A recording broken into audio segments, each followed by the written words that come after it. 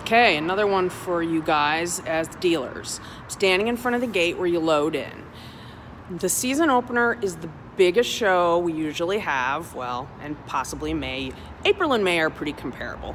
But loading in can take a little bit more time, and you need to be patient, and you need to be nice.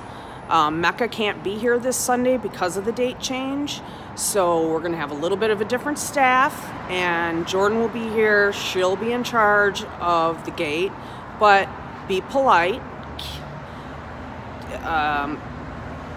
Listen, I get load-in is stressful, and I get that it makes people crazy.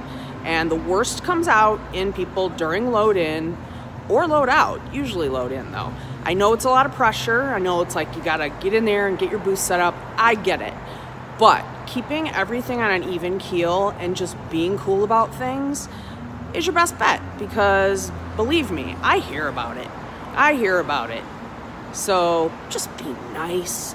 Take your time. If something isn't going your way, we're going to try to figure it out and solve it. So just be patient with us, and we'll be patient with you, and we're going to have an awesome day.